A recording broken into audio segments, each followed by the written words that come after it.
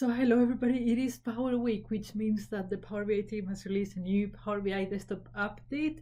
This time it is April 2019 and it is packed with features. I don't know how many videos I've done already about this update, but this is my second favorite of all the features. And we're going to talk about Get Data. They have actually improved two connectors. Number one, PDF connector.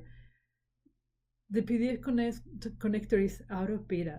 You can get the data from PDFs. There is a connector for that. It is a very good connector. It does a great job. Try it.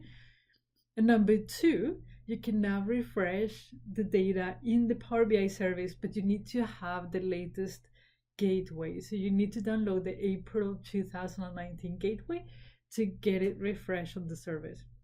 If you do that, it's going to work beautifully. The second update, one of my favorites, it is the web connector. I've done tons of videos about the web connector and the Power BI team keeps on improving it. Well, this time it got even better. So it's able to recognize tables better than never before. And I'm going to show you actually. You should definitely give it a go, but I'm going to show you. So one of the tough things to scrape on the web is, for example, TripAdvisor. If you have a location on TripAdvisor and you would like to get reviews, it's hard to scrape. It is not allowed for TripAdvisor to scrape, so do it as an experiment and nothing else, okay? So we're going to test how to scrape a website using the new web connector, and I'll show you the experience before that, okay? So here we have TripAdvisor. This is, I'm looking at the Tenement Museum in New York. If you haven't been there, go and check it out. And for TripAdvisor, you always have the same thing. You have the overall reviews, and then you have the actual reviews, and then you have all kinds of stuff here that if you're running a place, this is really good stuff to have and to analyze on.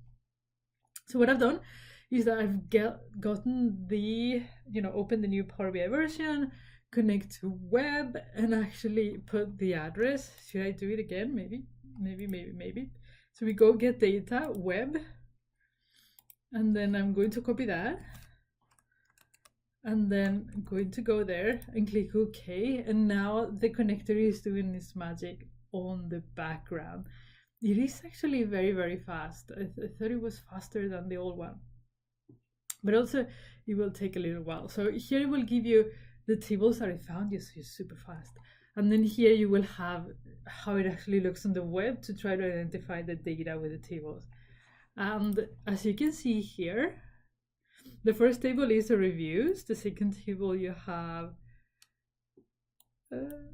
some other stuff. I don't know what that is. The third table, I guess, is some kind of rating for everything. I mean, you have to go through and see what the hell that is. And that's why it's useful to have this web view there to see what kind of information could Power BI grab. More often than not, what you want is to have the review. So you go and click edit, and then you'll get all the data there. What you need to take into account is that you need to paginate that, okay? So there's an URL for each page. I've already shown you in another video how to do that. But here you have all the information, for example, on TripAdvisor, something that you could not get before.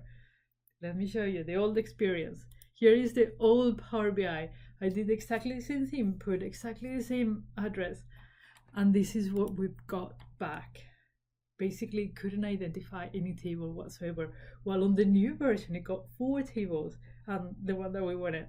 So here you have to go add tables using examples, and if you try that, on TripAdvisor, it was not doing a good job whatsoever. I mean, it's possible to get it, but you have to read the HTML code quite a lot in order to be able to get the data out of there. But it's a great connector, and it keeps getting better and better and better. Give it a go. It's absolutely fantastic. So this is all for today. I will continue reviewing the new April update until we've covered everything. So I'll see you again on the next video. Bye.